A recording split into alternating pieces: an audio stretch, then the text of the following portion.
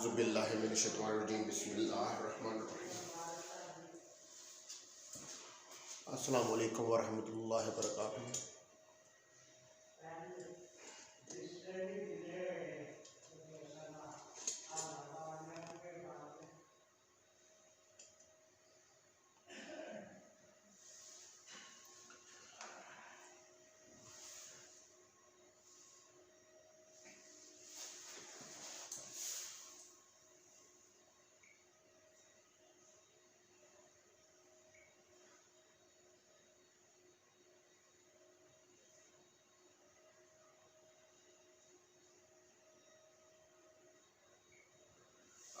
अस्सलामु अलैकुम वरहमतुल्लाहि वबरकातुहू। डियर स्टूडेंट्स, कैसे हैं आप?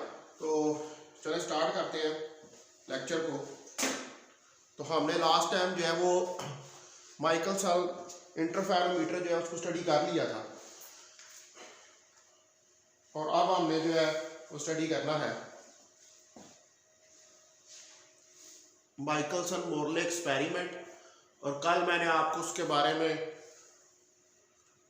डिटेल बताई थी, उसका एक्सपेरिमेंटल सेटअप जो है वो सारा मैंने आपको बताया था। तो आज हमने उसकी एनालिटिकल कैलकुलेशन जो है उसको करके देखना है।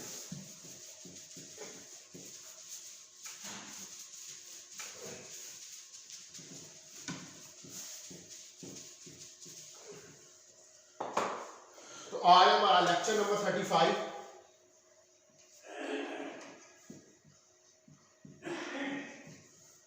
और लेक्चर नंबर 35 में हम स्टडी कर रहे हैं, डेट है हमारे पास 19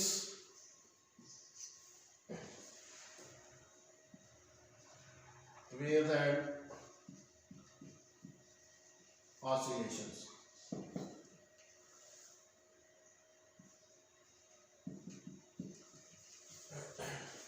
तो आज जो है हम इसके अंदर माइकलसन मोरले एक्सपेरिमेंट जो है उसका एनालिटिकल ट्रीटमेंट जो है वो स्टडी करना है। Analytical treatment of Michelson and Morley experiment.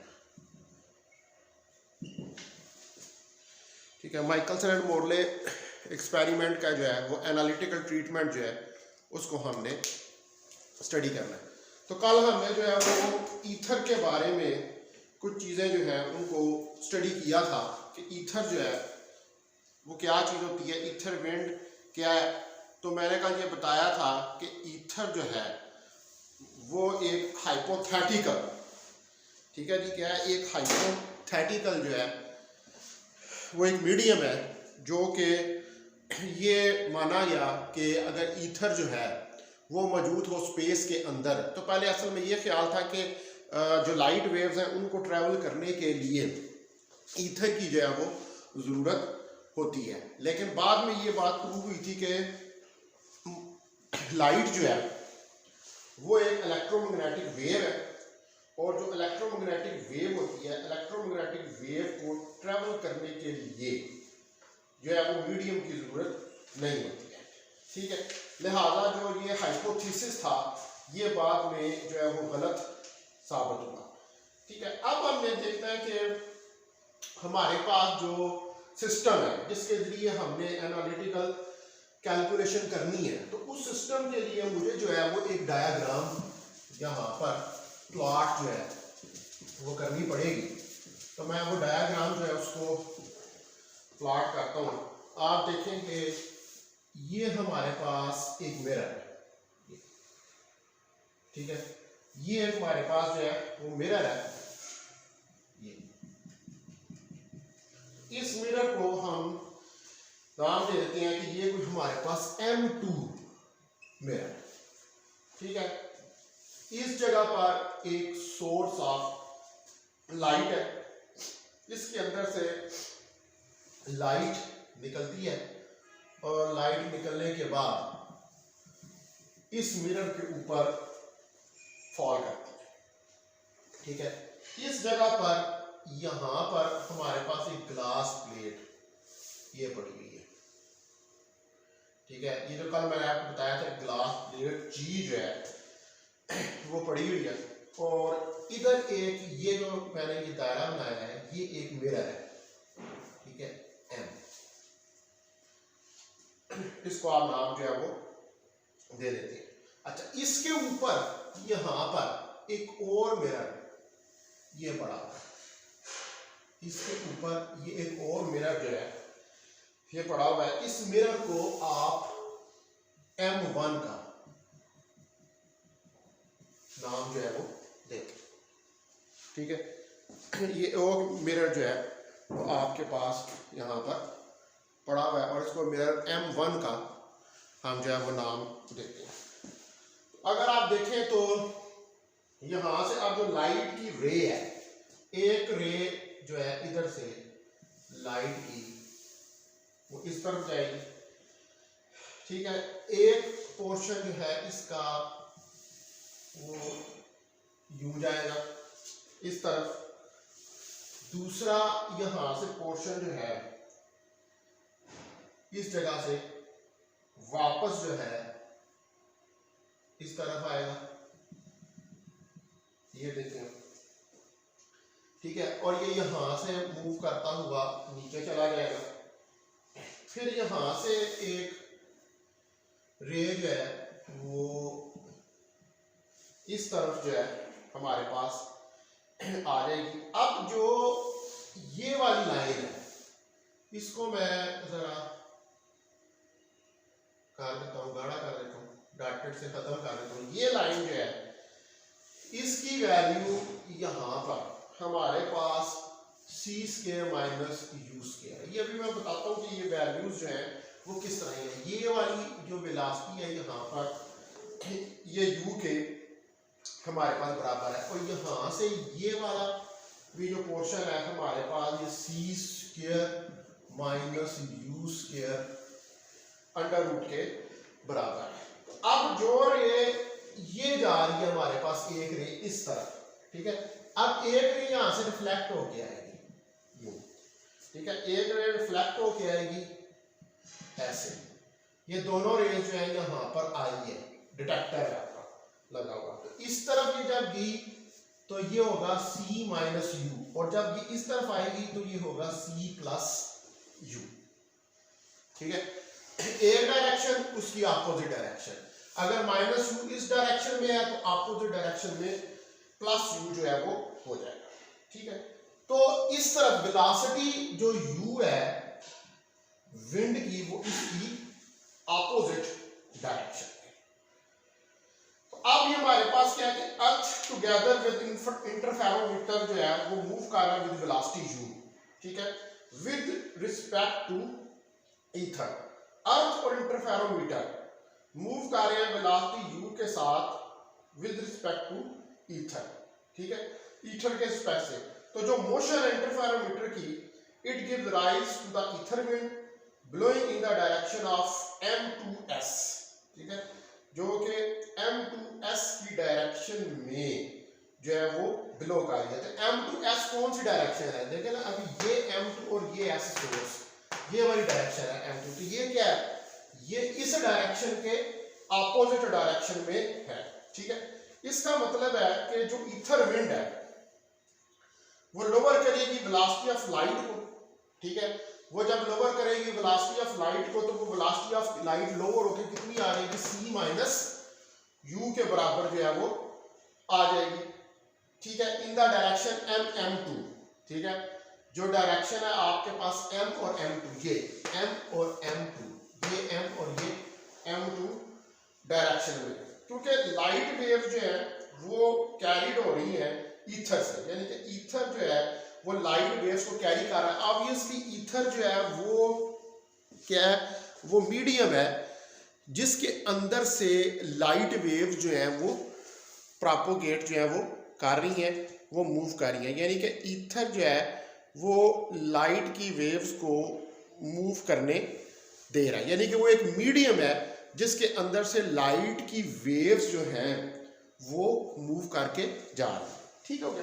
तो जो वो लॉ बता रहा है वैसे तो हाइपोथेटिकल है ना, तो अब आप एक दफा फिर समझे, देखिए ये एक सोर्स ऑफ लाइट है, इसमें से लाइट निकली, लाइट निकलने के बाद इस मिरर M2 पे पड़ी, यहाँ से रिफ्लेक्ट हुई, दताई तक आई, ठीक है, कुछ पोर्शंस का रिफ्लेक्ट हुआ मिरर M1 तक, या वहां से रिफ्लेक्ट होके आपकी आई तक जो है वो आया।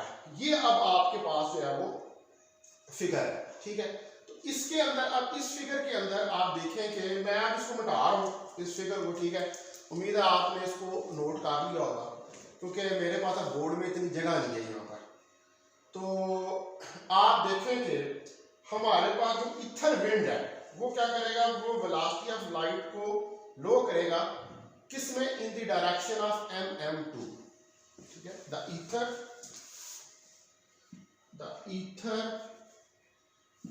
wind will lower the velocity of light in the direction MM2। तो जो MM2 डायरेक्शन है, उस डायरेक्शन में ये वेलोसिटी ऑफ लाइट को क्या करेगा, ये लोअर करेगा, MM2। और MM2 कौन सी डायरेक्शन है, ये वाली, देख रहे हैं ये U इस तरह, ये MM2 हमारे पास डायरेक्शन है। एक बात होगी, और वेलोसिटी को इंक्रीज करेगा, यानी कि C+U करेगा इन द डायरेक्शन MM2, ठीक है, वेलोसिटी को इंक्रीज करेगा किस डायरेक्शन में, MM2 डायरेक्शन के अंदर, क्योंकि आपकी जो ये वेलोसिटी इस तरफ है C-U, और इस तरफ, ये इस तरफ है, तो इस तरफ ये क्या करेगा, ये वेलोसिटी को इंक्रीज करेगा, ठीक है। तो आगे कह सकते हैं कि it will increase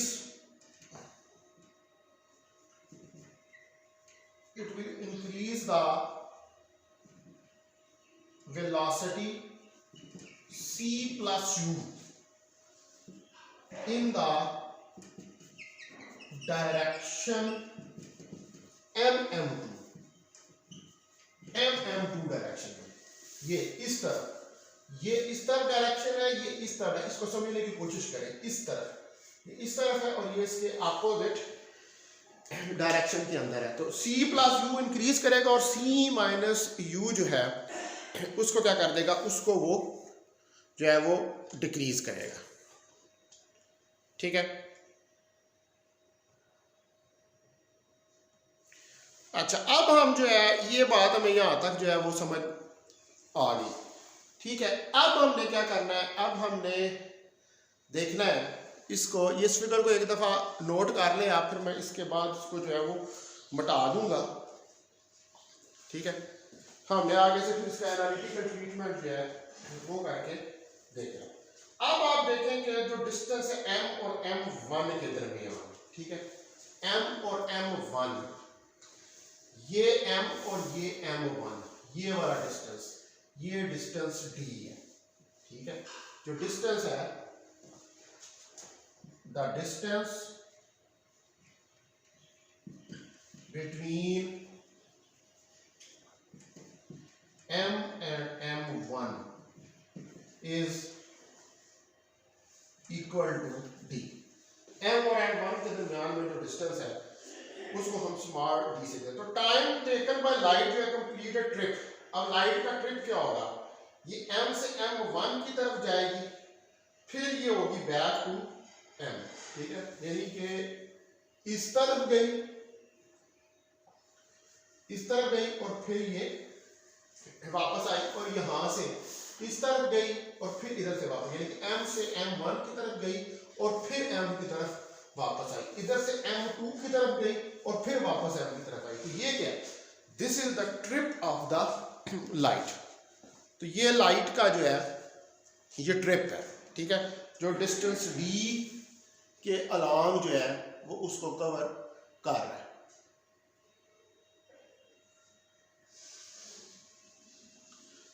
तो अब हम जो है वो देखते हैं इसको,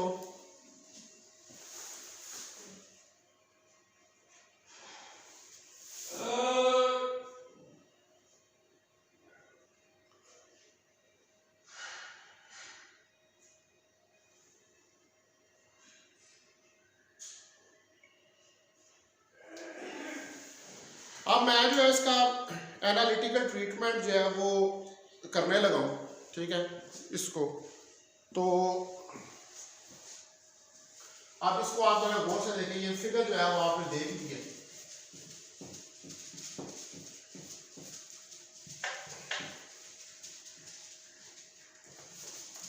और इज्जत जो होती है वो बाकी सबको प्यारी होती है। ये सारी चैट जो आप कर रहे हैं मैं देख रहा हूँ इसको, ठीक है। ये ना समझे कि मैं नहीं देख रहा, लेकिन छोड़ूंगा मैं भी, बेफिक्र रहेगा।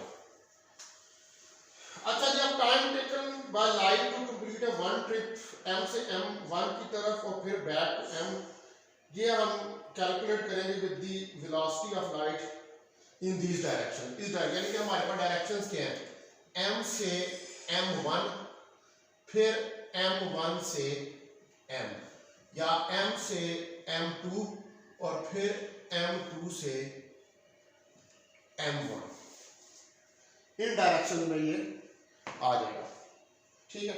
ये हमारे पास डायरेक्शन है, एक इस तरफ फिर इस तरफ फिर इस तरफ फिर इस तरफ जाएगी डायरेक्शन हमारे पास। तो जो वेलोसिटी है along the path MM, the velocity along path MM1 के अलोंग जो वेलोसिटी है वो कितनी है हमारे पास, c square minus u square का अंडर रूट, ठीक है। क्योंकि आप अगर वहां पर पाइथागोरन थ्योरम लगाएं तो वो ये इस तरह हमारे पास ट्राइंगल बन रही थी, ये देखें, ये हमारे पास ट्राइंगल बन रही है उस फिगर के अंदर। तो आपके पास ये डिस्टेंस d था, ठीक है, ये डिस्टेंस d है और ये आपके पास वेलोसिटी u है। तो ये वाली साइड फिर पाइथागोरन थ्योरम लगाएंगे तो क्या आएगी, c माइनस u स्क्वायर, ये इसके बराबर जो है हमारे पास साइड आ जाएगी। इसी तरह हमारे पास जो है M1 से M की तरफ भी, जब M1 से M की तरफ जाएगा तो तब भी हमारे पास c square minus u square Pythagorean theorem लगाएंगे तो अंडर रूट यही हमारे पास हाइपोटेन्यूज जो है उसका वो निकलेगा, ठीक है। तो ये जो ट्राइंगल बनी थी उसके अंदर हमने इसको देख लिया। तो अब आप देखें कि जो टाइम टेकन बाय लाइट है to go from M to M1, यानी कि लाइट जितना टाइम ले रही है M से M1 मिरर की तरफ जाते हुए,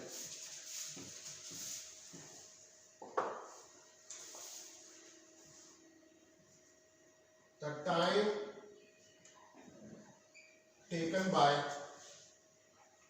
light to go from M to M1। अब ये जो डिस्टेंस लाइट ले रही है M1 से M1 जाने तक टाइम जो ले रही है, ये T1 हमारे पास जो है d over c square minus u square के बराबर है। क्योंकि टाइम देखिए s is equal to vt और t इज इक्वल टू हमारे पास s ओवर v। तो यहाँ पर s जो है वो d के बराबर और रिलेटिव वेलोसिटी v जो है वेलोसिटी ऑफ लाइट और ईथर विंड के दरमियान वो c square minus u square के वेलोसिटी ऑफ रिलेटिव वेलोसिटी जो है बिटवीन हमारे पास वेलोसिटी ऑफ लाइट और इंटरफेरोमीटर के दरमियान वो c square minus u square के बराबर है। लिहाजा ये हमारे पास चीज क्या आ जाएगी, d over c square minus u square, ये चीज बन गई। इसी तरह हमारे पास t2 time M1 to M जो है वो कितना आ जाएगा, t2 d over c square minus u square का अंडर रूट, इसके बराबर जो है ये आ जाएगा। तो ये दोनों टाइम जो राउंड ट्रिप्स हैं वो हमारे पास निकल आएंगे। तो अब आप देखें कि हमारे पास time taken by light to complete a round trip, time taken by light to complete a round trip, एक राउंड ट्रिप को कंप्लीट करने के लिए जो टोटल टाइम है t1, वो हमारे पास t1 प्लस t2 के बराबर होगा, यानी कि m से m1 और फिर m से m2 की तरफ।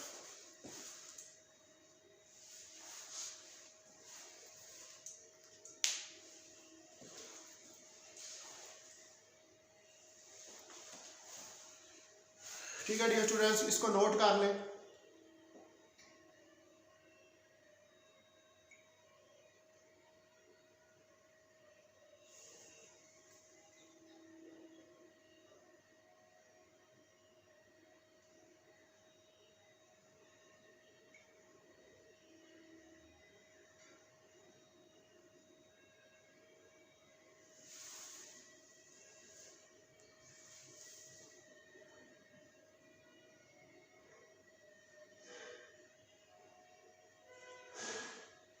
अभी ये जो मेरे पास मीटिंग है इसमें 1 मिनट रह गए, ठीक है। अभी मैं दोबारा जो है वो मीटिंग कॉल करूँगा, क्योंकि 40 के ऊपर जो है ये एंड हो जाती है, तो मैं ज़रा इसको अब दोबारा जो है वो मीटिंग को कॉल करने लगा।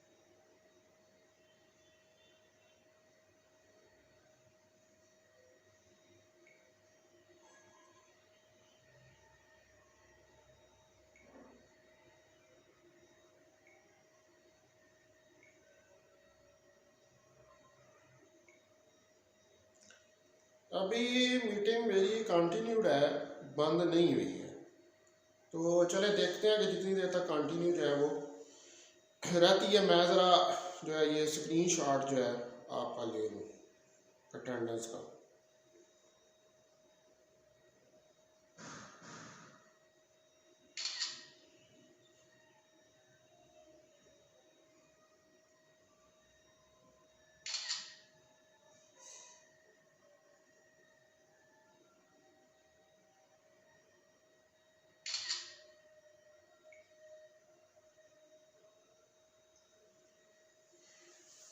Okay, I am coming back. तो अभी मीटिंग जो है वो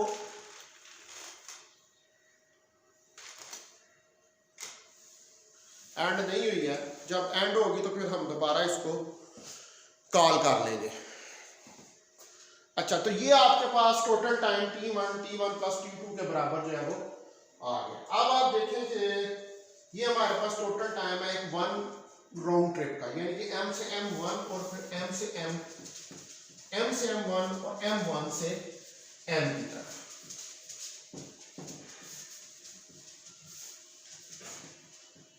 अब हम इसके अंदर ये t1 और t2 की वैल्यू रखते हैं, तो t1 हमारे पास t1 की वैल्यू जो है वो d over c square plus u square का अंडर रूट आ जाएगी, और plus d over c square plus u square का under root, c square minus u square और c square plus u square के बराबर जो है ये आ जाएगा। ठीक है, ये हमारे पास जो है वो वैल्यूज आ रही है। अब आप इनका देखें तो यहाँ से C square minus you square जो है C square minus you square under root, इसका एलसीएम ले लें तो D plus D that is equal to T1 हमारे पास जो है ये 2D 1 C square minus you square की पावर 1/2 यानी कि अंडर रूट की पावर 1/2 ये आ जाएगा। इसको आप देख सकते हैं 2D/C, अगर मैं C को यहाँ से कॉमन निकालूं तो 1/2 से कैंसिल हो जाएगा, तो 1 minus you square over c square, ये हमारे पास आ जाएगी पावर 1/2। और इसको अगर उठा के मैं ऊपर ले जाऊं तो T1 जो है ये मेरे पास आ जाएगा 2D/C 1 minus you square over c square की पावर -1/2।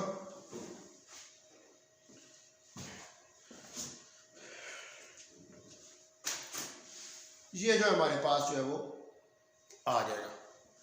ठीक है, तो अब आप इसके ऊपर लगा दें बाइनोमियल थ्योरम और हायर पावर्स को निगलेक्ट कर दें, तो ये पावर नीचे आ जाएगी T1 2D/C 1 plus you square over 2C square. ये हमारे पास जो है वो बन जाएगा। तो इसको 2D/C 1 plus you square over 2C square, तो ये हमारे पास T1 टाइम जो है वो निकल जाएगा। तो अब जो टाइम टेकन बाय लाइट जो है for complete trip M to M2 and back to M, ये तो अभी हमने निकाला M से M1, ठीक है, और फिर M2 की तरफ। तो लेकिन अगर हम जो है दूसरा जो मिरर भी तो था हमारे पास जो कि M2 है, तो टाइम जो लग रहा है M से M2 तक जाने का और फिर M2 से M तक वापस आने का, तो वो भी हमने जो है वो कैलकुलेट करके देखना है। ठीक है, आप ये देखें कि M से M2 और फिर M2 से M, ये दूसरा ट्रिप है, तो इसको भी हमने जब कैलकुलेट करना है तो आप देखेंगे हमारे पास तो इसके लिए जो T2 है, ठीक है, इसको बोलकर T1 कह लें, वो कैपिटल T2 कह लेंगे उसको, तो ये आ जाएगा हमारे पास एक दफा D is equal to C minus U, और दूसरा इसके अपोजिट डायरेक्शन में T2 D is equal to C plus U। ये अपनी बुक से जरा फिगर जो है उसको देखते जाएं, उसके अंदर ये सारी चीजें मैंने मेंशन की हुई है। ठीक है, ये इस डायरेक्शन में है C माइनस U और ये उसकी इस डायरेक्शन में है अपोजिट डायरेक्शन में। तो यहां से हमारे पास जो है वो T2 हमारे पास क्या आएगा, T2 हमारे पास आएगा T1 प्लस T2 दूसरा टाइम है। ठीक है, T1 तो या जो M से M1 की तरफ था और फिर M1 से M की तरफ था, ये जो है ये हमारे पास M से M2 और फिर M2 से M की तरफ जो है ये वो वाला टाइम है T2। तो T2 जो हमारे पास क्या आ जाएगा D/C minus U plus D/C plus U।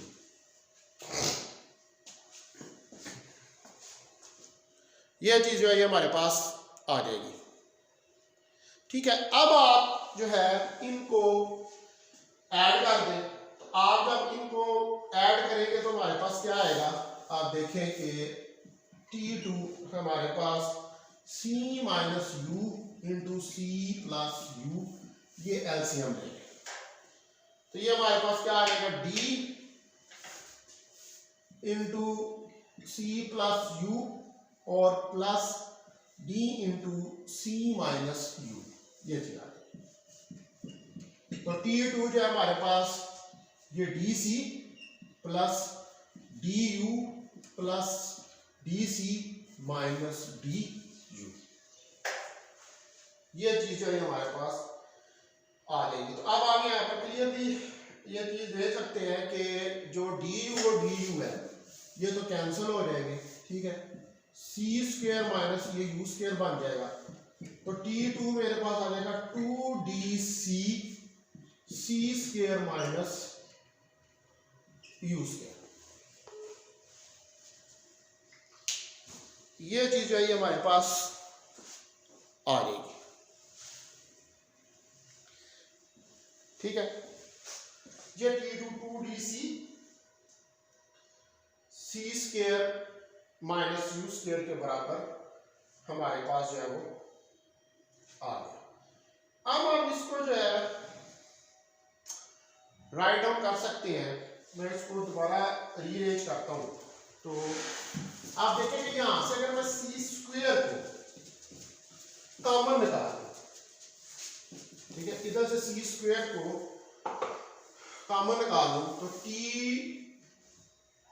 To मेरे पास जो है वो आ जाएगा 2dc c square 1 minus u square over c square, और इसको ऊपर ले जाऊं तो t two 2dc c square 1 minus u square c square minus 1, ये चीज जो है वो आ जाएगी। और टी टू मेरे पास जो है वो 2dc over c square binomial लगाएंगे तो ये 1 plus u square over c square के बराबर है। ये माइनस पावर इधर आएगी, इसके साथ इसको प्लस जो है वो कर देंगे, ठीक है।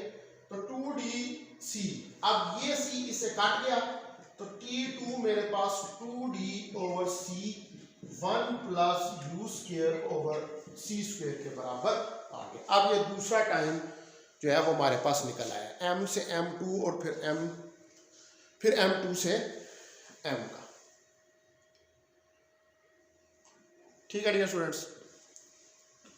अब आप देखें कि ये हमारे पास दो वैल्यूज निकल आई। अब डिफरेंस जो है, अब दो टाइम निकल आए हैं, एक t1 निकला है और एक t2 निकला है। तो ये जो डिफरेंस है, ये डिफरेंस जो है इसको हमने कैलकुलेट करना है, ठीक है। यानी कि हमारे पास क्या आ गया, डेल्टा टी डिफरेंस आ गया t2 माइनस t1, इन दो टाइमों का डिफरेंस है। तो ये जो दो टाइमों का डिफरेंस है, आपके पास t2 और t1 जो है ये निकल आए हुए हैं, तो आप इनको राइट डाउन करें कि डेल्टा टी हमारे पास t2 जो है वो क्या निकला है 2d over c 1 plus u square over c square, और माइनस t1 जो हमने कैलकुलेट किया है, t1 हमारे पास क्या था 2d over c 1 plus u square over 2c square. ये हमने दो वैल्यूज जो है ये कैलकुलेट की थी t2 और t1 की। अब आप देखें कि इसको अगर हम सॉल्व करते हैं तो delta T 2d over c plus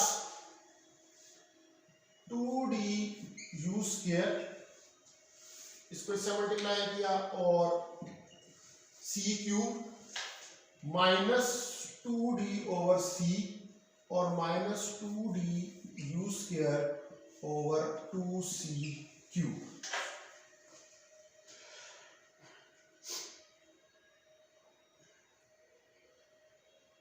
तो ये हमारे पास जो वैल्यू आ गई, ये 2d इस 2d से कैंसिल हो जाएगा, और डेल्टा टी मेरे पास 2d u square over c cube minus 2d u square over 2c cube. यहां से एलसीएम जो इसका निकाल लें तो delta t is equal to 2c cube, ठीक है। ये 2 इसके साथ 2d यू स्क्वेयर माइनस ये आ जाएगा 2 है, नीचे ऊपर भी 2 है, तो ये 4 हो जाएगा। 4d u स्क्वायर 2 इससे होगा तो माइनस 2d u स्क्वायर यहाँ रहेगा। और डेल्टा टी आपके पास इसमें से 2 गया तो 2d u square divided bye 2c cube.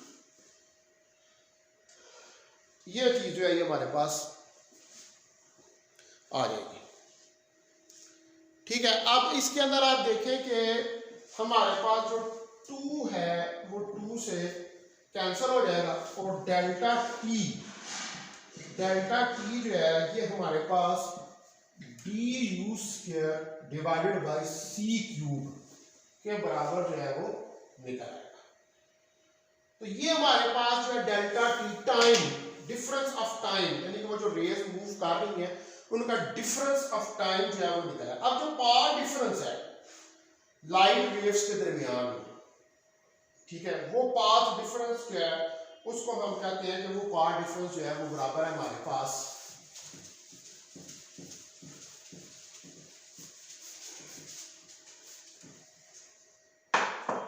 Path difference दो वेव्स के दरमियान जो कि रिलेटेड है दो वेव्स के दरमियान, यानी कि पाथ डिफरेंस एक वेव एक पॉइंट से ट्रेवल कर रही है दूसरी दूसरे से ट्रेवल कर रही है, तो उसके दरमियान जो डिफरेंस ऑफ टाइम आ रहा है वो कितना है।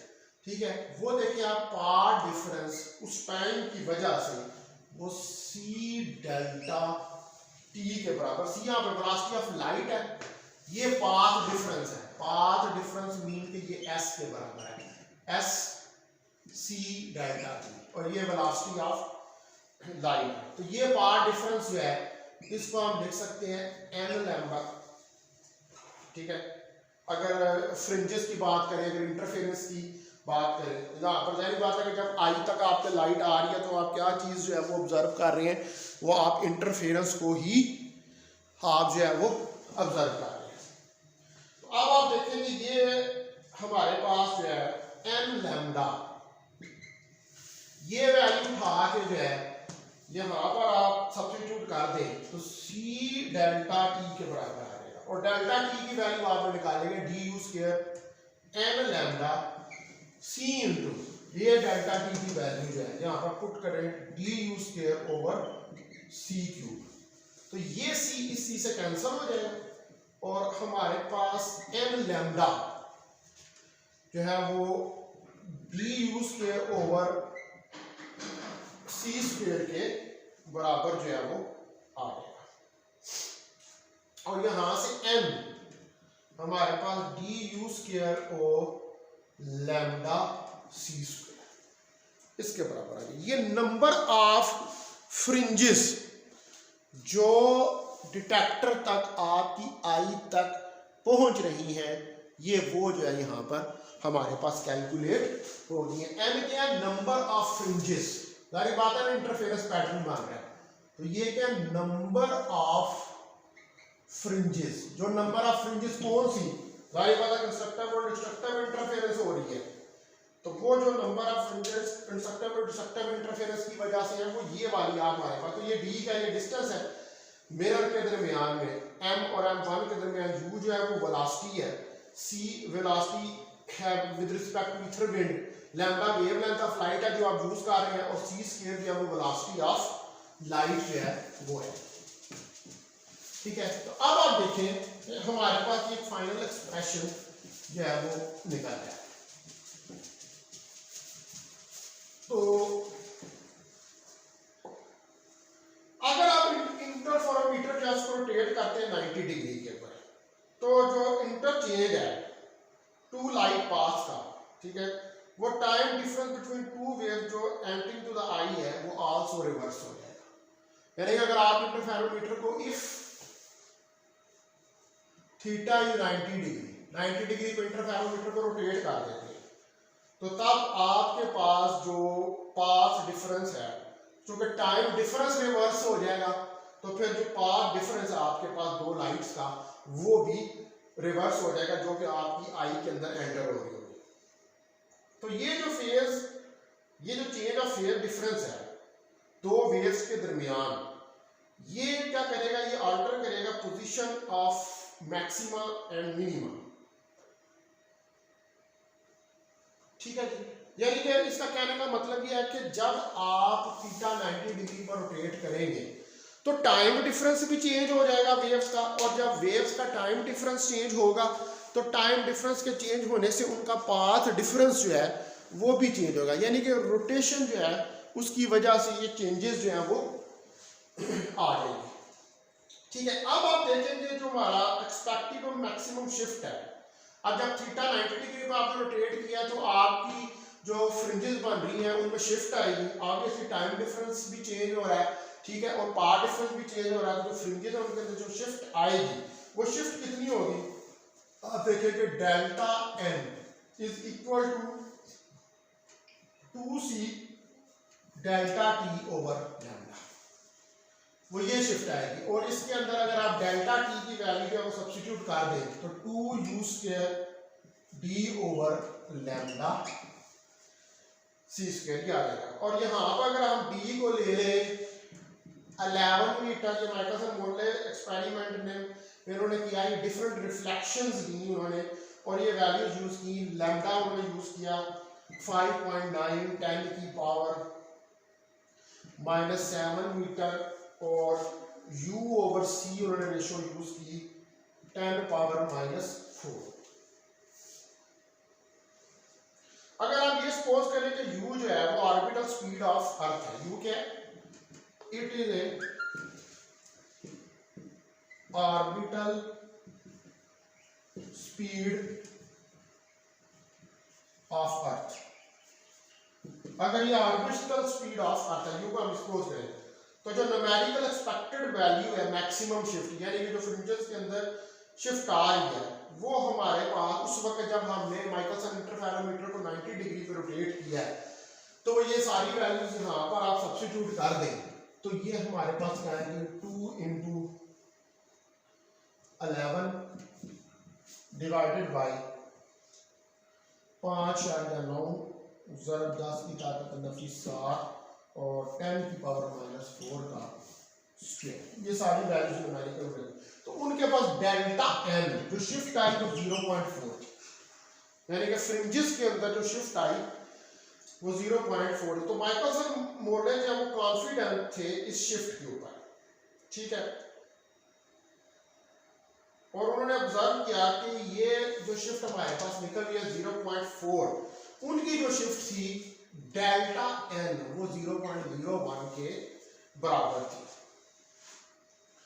और ये कब उनके पास आई डेल्टा एन 0.01, उस वक्त ये तो शिफ्ट थी जब उन्होंने एक्स्ट्रा केयर नहीं ली, लेकिन जब उन्होंने ज्यादा एक्यूरेसी के साथ मेजर किया तो उनके पास ये वाली शिफ्ट जो है वो, तो ये अब आप देख लेंगे ये शिफ्ट बहुत कम है, लेकिन ये शिफ्ट जो है ये उससे ज्यादा है, तो इसलिए उन्होंने कोई खास ऑब्जर्वेबल डिफरेंस जो है वो शिफ्ट के अंदर नहीं काउंट किया। अब इनका कंक्लूजन क्या था, ठीक है, इनका कंक्लूजन ये था माइकलसन मोर्ले एक्सपेरिमेंट का कि जो ईथर है it does not exist in space, ether जो है स्पेस में एग्जिस्ट नहीं करता, because there will be a fringe shift if ether present in space. तो इन्होंने कहा कि अगर स्पेस के अंदर ईथर प्रेजेंट होता, ठीक है जी, स्पेस के अंदर अगर ईथर प्रेजेंट होता तो फिर जो फ्रिंजेस हैं उनके अंदर शिफ्ट ऑब्जर्वेबल मीडियम होता तो फिर फ्रिंजेस में शिफ्ट आती, लेकिन यहाँ पर तो फ्रिंजेस के अंदर ये एक्स्ट्रा केस इन्होंने कैलकुलेट की है, ये तो बहुत कम हो रही है, कम है का होने के बराबर। इसका मतलब है कि कोई भी जो है हमारे पास ईथर टाइप का मीडियम जो है वो प्रेजेंट नहीं है। और दूसरा इन्होंने कहा कि जो speed of light in free space है ये सेम है एवरीवेयर, और इसकी जो वैल्यू है does not depend upon the velocity of source और ऑब्जर्वर। इन्होंने कहा कि जो स्पीड ऑफ लाइट है वो पूरी स्पेस के अंदर हर तरफ एक जैसी है, और वो स्पीड ऑफ लाइट जो हर तरफ एक जैसी है वो c 3×10 की ताकत 8 मीटर पर सेकेंड है, ठीक है। और ये स्पीड ऑफ लाइट जो है डिपेंड नहीं करती जो सोर्स और ऑब्जर्वर है, इसकी वैल्यू सोर्स और ऑब्जर्वर की वेलोसिटी के ऊपर डिपेंड नहीं करती, यानी कि रिलेटिव मोशन के ऊपर इसकी वैल्यू जो है वो डिपेंड नहीं करती, ठीक है। ये c कांस्टेंट है, ये एक यूनिवर्सल कांस्टेंट है, और ये हर जगह पर c की वैल्यू जो है उसने यही रहना, ठीक है। ये c की वैल्यू जो है इसने चेंज नहीं होना। तो हमारे पास दो रिजल्ट है। पहला रिजल्ट तो ये था कि जो शिफ्ट आपने निकाली है एक्स्ट्रा केयर के साथ जो निकाली है वो 0.01 और जो एक्स्ट्रा केयर से नहीं निकाली वो 0.4 है। ठीक है, तो इसका मतलब ये है कि ये शिफ्ट तो बहुत कम आ रही है। तो ये शिफ्ट बहुत कम आने का मतलब है कोई ऐसी चीज मौजूद नहीं, अगर कोई मीडियम मौजूद होता तो ये शिफ्ट ज्यादा होती जो फ्रिंजेस के अंदर आती। दूसरा उन्होंने कहा कि जो स्पीड ऑफ लाइट है वो ये 3 तरफ 10 की ताकत मीटर 8 मीटर पर सेकंड है और ये हमेशा कांस्टेंट रहती है। ये सोर्स और ऑब्जर्वर की वेलोसिटी पर डिपेंड नहीं करती, ये रिलेटिव मोशन पर डिपेंड नहीं करती। ये पूरी स्पेस के अंदर हर जगह पर वेलोसिटी ऑफ लाइट जो है वो 3 × 10 की ताकत 8 मीटर पर सेकंड होती है। ठीक है स्टूडेंट्स, तो अब ये जो है मेरा ख्याल है कि आपका चैप्टर जो है आई थिंक सो कि ख़त्म हो गया और ये चैप्टर था इंटरफेरेंस का। अब आज आप डेट देख लें कि कितनी है, 19 है। 1 जनवरी तक जो है वो आपने इसकी असाइनमेंट इस चैप्टर की जमा करानी है, जो बुक के पीछे क्वेश्चन दिए हुए हैं इंटरफेरेंस के। ठीक है, शॉर्ट क्वेश्चन और न्यूमेरिकल्स। ये 1 जनवरी तक आपने जो है ये असाइनमेंट PDF फॉर्म के अंदर जो है वो मुझे जमा करवानी है। ठीक है डियर स्टूडेंट्स, तो अगर कोई क्वेश्चन पूछना चाहता है तो पूछ सकता है।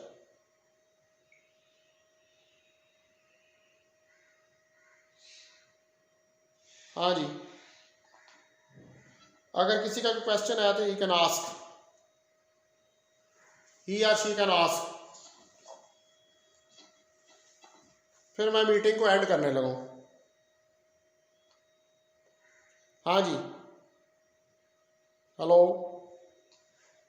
No sir. कोई क्वेश्चन नहीं है? इज्जत प्यारी है सबको अपनी? हाँ, इज्जत तो वाकई सबको प्यारी होती है, लेकिन अगर कोई वैलिड क्वेश्चन है तो यू कैन आस्क, उसके लिए मैं तैयार हूँ। बहुत से स्टूडेंट मिड्स का पूछ रहे थे। किसका पूछ रहे हैं? मिड्स के बारे में सर। हाँ, मिड के बारे में बेटा भी कोई शेड्यूल नहीं है मिड का, आप मिड की फिक्र ना करें। मिड का जब कोई शेड्यूल आएगा तो वो मिड ले लेंगे हम, लेकिन ये है कि अभी आपकी जो वैल्यूएशन है वो आपकी असाइनमेंट से हो रही है। ठीक है ना, आप असाइनमेंट से वो जमा करवाएं। उसकी वजह यह है कि यूं मिड लेने का फ़ायदा कोई नहीं है, तो होपफुली अगर 11 के बाद खुल जाएंगे तो फिर आपका मिड ले लेंगे कॉलेज में। ठीक है, तो नंबरों की आपने फिक्र नहीं करनी। सिलेबस कर लेंगे यार, वो डिसाइड, उसमें परेशानी वाली बात कोई नहीं है, वो सिलेबस डिसाइड कर लेंगे हम उस वक्त। ठीक है, वो आप जितना कहेंगे उतना सिलेबस रखेंगे, वो ऐसा कोई इशू नहीं है। ठीक है, अभी हमने जो है आई थिंक सो के 4 चैप्टर कर लिए हैं बस। ठीक है, तो आप ये हम जो है जब तक होगा उस वक्त तक मुझे तो लगता है कि मैं ये कोर्स ही खत्म कर दूंगा। ठीक है, तो वो फिर हम देख लेंगे, हम मिड के अंदर जो वो आधा कोर्स रख लेंगे। ठीक है, क्योंकि मुझे ये अभी और कितने दिन लगने हैं आगे। मैं डायफ्रैक्शन शुरू करूंगा, उसके बाद पोलराइजेशन है, उसके बाद 2 ही चैप्टर रह गए हैं बस। एक डायफ्रैक्शन का रहेगा, एक पोलराइजेशन का रहेगा, उसके बाद आपका कोर्स खत्म हो जाएगा। ठीक है, तो ये पूरा कोर्स हो जाएगा। तो हम मिड जो है, अगर उन्होंने कहा कि मिड लेना है तो फिर मिड का हम ये करेंगे कि मिड जो है वो उसका आधा रख लेंगे। बाकी ये है कि आपके सेशनल्स तो होने हैं 4। ठीक है, वो फिर हम उसका डिवाइड कर लेंगे कोर्स कि वो किस तरह हमने डिवाइड करना है उसको, यानी कि वो 4 सेशनल्स जो लेने हैं उसमें जिस तरह आपको ज़्यादा फिजिबल लगेगा उसके मुताबिक हम कोर्स डिवाइड कर लेंगे। वो मैं CR GR को कह दूँगा, वो फिर उसके मुताबिक उसको डिवाइड कर लेंगे। ठीक है, और कोई क्वेश्चन बेटा? Any else question? No sir, thank you very much. क्या न्यूमेरिकल का क्या है? तो सारे ही करने हैं ना। ये न्यूमेरिकल जो है, देखें बेटा आप बात सुने, ये न्यूमेरिकल अभी वो है जो किताब के अंदर सॉल्व हुए हैं। आप जब पेपर में जाएंगे ना, ठीक है, तो उधर पेपर में ज़रूरी नहीं है कि ये वाले हो। ये आपको सारे न्यूमेरिकल्स इसलिए करवा रहा हूँ ताकि आपका एक एटीट्यूड जो है वो बने। ठीक है, यानी कि आपको प्रॉब्लम सॉल्विंग की प्रैक्टिस हो। जब आपको प्रॉब्लम सॉल्विंग की प्रैक्टिस होगी तो अगर अनसीन क्वेश्चन भी पेपर में आ जाएगा तो यू कैन अटेम्प्ट इट। समझ रहे हैं बात? ठीक है ना? तो ये ज़रूरी नहीं है कि ये जो किताब के पीछे दिए हुए ये वाली यहाँ आएंगे, ये डिफरेंट भी आ सकते हैं, लेकिन उसमें यह है कि अगर आपने ये सारे किए होंगे तो आपको पता होगा कि नेचर क्या है न्यूमेरिकल प्रॉब्लम और शॉर्ट क्वेश्चंस की। तो अगर अनसीन भी आएंगे तो आप इजीली उनको कर लेंगे। ठीक है जी? और कोई जी? Any question else? ओके, मैं फिर मीटिंग जो है वो कर रहा हूँ। सॉरी आज मैं आप लोगों का टाइम ज़्यादा ले लिया, लेकिन ये अब इसको आर्टिकल को हमने ख़त्म भी करना था। ठीक है, ओके, खुदा हाफिज़।